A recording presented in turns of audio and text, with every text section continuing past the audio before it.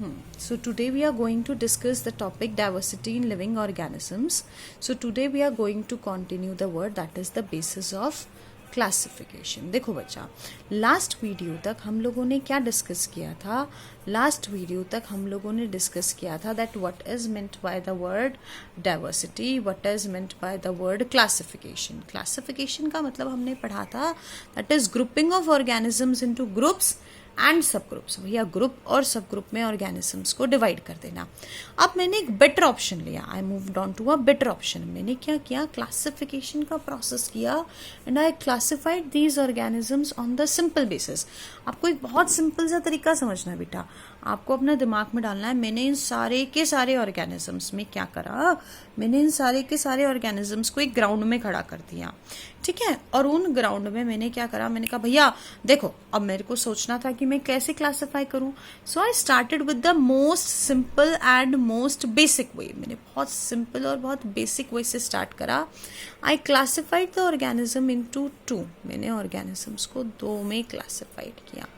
पहला था that is with nucleus, sorry पहला था विदाउट न्यूक्लियस और दूसरा था विद न्यूक्लियस. देखो बेटा, विदाउट न्यूक्लियस क्या होते हैं? विदाउट न्यूक्लियस का मतलब होता है प्रोकैरियोटिक सेल्स. देखो विदाउट न्यूक्लियस कौन से सेल्स होते हैं बेटा? Those are prokaryotic cells. कौन से सेल्स होते हैं? प्रोकैरियोटिक सेल्स होते हैं. तो I am repeating the word is prokaryotic cells. यार ये वर्ड आप लोगों ने चैप्टर 1 में पढ़ा था ना, शायद याद आया? Second word is with nucleus are eukaryotic cells. तो भैया देखो, पहले हमने एक तरफ करा. बोले वो इतना बड़ा ग्राउंड था ना, उस ग्राउंड में हमने क्या कहा? वो जैसे नहीं, वो एक मूवी का डायलॉग नहीं है, आधे इधर आधे उधर, है ना. तो हमने क्या करा भैया? प्रोकैरियोट्स इधर, यूकैरियोट्स उधर. तो मैंने क्या करा बेटा? प्रोकैरियोट्स वाले का एक ग्रुप बना दिया and that group is known as kingdom Monera. उस ग्रुप का नाम क्या दे दिया बेटा? मैंने उस ग्रुप का नाम दे दिया किंगडम मोनेरा. देखो ध्यान से सुनो, the group is known as kingdom Monera. अब मैंने यूकैरियोट्स को फर्दर क्लासिफाई किया. I further classified it into the two. First one is unicellular, the another one is multicellular. देखो यूनी मतलब एक और मल्टी मतलब बहुत सारे. तो unicellular means a cell with an organism और a eukaryotic cell with a single cell. मतलब एक ऐसा ऑर्गेनिज्म जिसमें एक ही सेल हो. और मल्टी सेल्युलर मतलब बहुत सारे सेल्स हो. तो यूनिसेल्युलर वाले का भी मैंने नाम दे दिया. ये मैंने दूसरा ग्रुप बना दिया और इस ग्रुप का नाम मैंने क्या दिया बेटा? Kingdom Protista. देखो what was the name of the group? The name of the group was kingdom Protista. ये बहुत सिंपल सा नाम दिया, किंगडम प्रोटिस्टा. अब देखो मल्टी सेल्युलर को फर्दर क्लासिफाई किया गया था. Multi cellular was further classified into two. Multi cellular को फिर से दो में क्लासिफाई किया गया. किस किस में क्लासिफाई किया गया बेटा? पहला था विद सेल वॉल,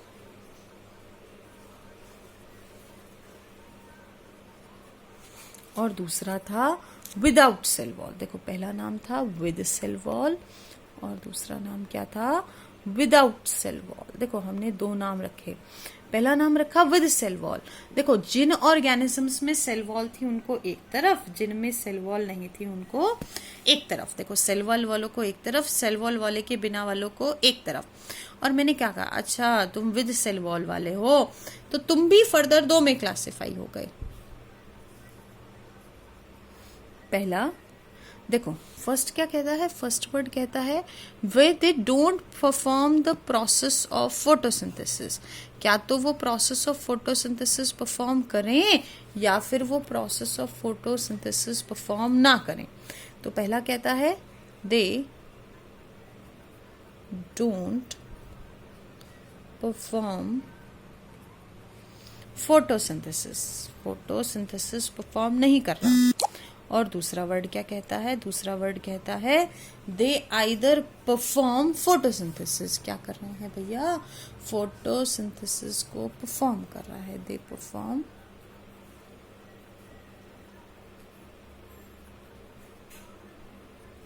फोटोसिंथेसिस। ये दो वर्ड्स मेरे ख्याल से क्लियर हुए होंगे। एक वर्ड है कि वो फोटोसिंथेसिस परफॉर्म ना करे, दूसरा वर्ड है वो फोटोसिंथेसिस परफॉर्म करे। If it do not perform the process of photosynthesis, it is kingdom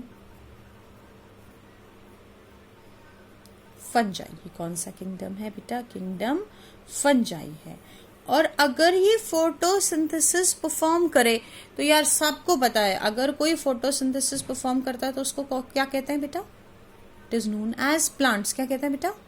plant. तो इट इज किंगडम प्लांटी। देखो प्लांटी की स्पेलिंग देखना, पहले प्लांट लिखो फिर AE लिखो, तो बड़ा सिंपल सा सिस्टम है। The name is kingdom Plantae. क्या नाम था भैया? किंगडम प्लांटी था। देखो दूसरा नाम क्या कहता है?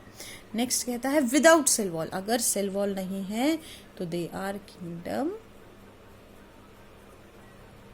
Animalia. Am I clear with the word और नॉट? मैं जितना समझाया समझ आया या नहीं आया? मेरे ख्याल से बेटू समझ आ गया होगा। फिर भी एक बार क्विक रिपीट कर लेते हैं। देखो क्या क्या कहता है, क्विक रिवाइज करेंगे।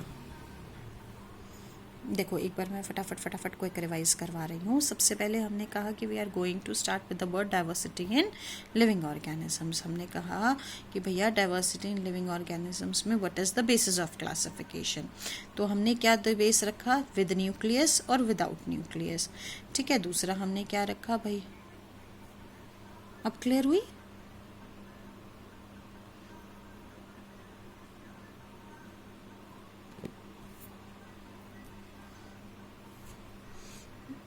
नेक्स्ट देखेंगे। देखो with nucleus without nucleus. Next word क्या कहता है मेरा बेटा? नेक्स्ट वर्ड कहता है दैट इज दो वर्ड्स हो रहा है, that is prokaryotic cell, eukaryotic cell. Prokaryotic cell को भी classified as kingdom Monera. Eukaryotic cell को यूनिसेलुलर एंड मल्टीसेलुलर। यूनिसेलुलर भी दो तरह का था, दैट इज पहला वर्ड क्या था भैया? पहला वर्ड क्या था? पहला वर्ड था एक सेकेंड देंगे मुझे please. The first word is, तो चलो एक बार फटाफट क्विक रिवाइज कर लेते हैं स्टार्टिंग से क्या कहता है? The first word is basis of classification. दो वर्ड थे, विदाउट न्यूक्लियस, विद न्यूक्लियस। तो without nucleus are known as prokaryotic cells, with nucleus are known as eukaryotic cells. Without nucleus पहला नाम है किंगडम मोनेरा, क्योंकि प्रोकैरियोटिक सेल्स का पहला group बना और उस ग्रुप को मैंने असाइड कर दिया। बोले भैया इतने सारे ऑर्गेनिज्म थे, एक ग्रुप बना छोटा सा, बोले एक साइड, और उस साइड वाले को नाम क्या दे दिया? Kingdom Monera. दूसरा नाम क्या आया? दैट इज भैया किंगडम प्रोटिस्टा। किंगडम प्रोटिस्टा कैसे दिया? जो भैया यूकैरियोटिक सेल थे और उसमें भी जो यूनिसेलुलर थे उनको नाम दिया मैंने किंगडम प्रोटिस्टा। तीसरा नाम है multi cellular. Multi cellular were further classified into two types, with cell wall and without cell wall. While the with cell wall organisms can either perform process of photosynthesis or can't perform the process of photosynthesis. So they are further classified into kingdom fungi and kingdom plantae. While with cell wall organisms are classified into or are classified into or are known as kingdom animalia. किसी को कोई doubt? किसी को भी कोई भी doubt हो तो बेटू दे कैन टेल मी, और चाहे तो नीचे कमेंट्स में भी डाल सकते हैं। और सरप्लस सभी बच्चे अपना नाम एंटर करेंगे और रिटन पार्ट वीडियो से ही करेंगे। सभी बच्चे का नाम वीडियो में डालेंगे please, just to make sure कि ना आप लोगों के कोई भी डाउट्स हों तो मुझे वहीं की वहीं क्लियर हो जाए। Thank you so much.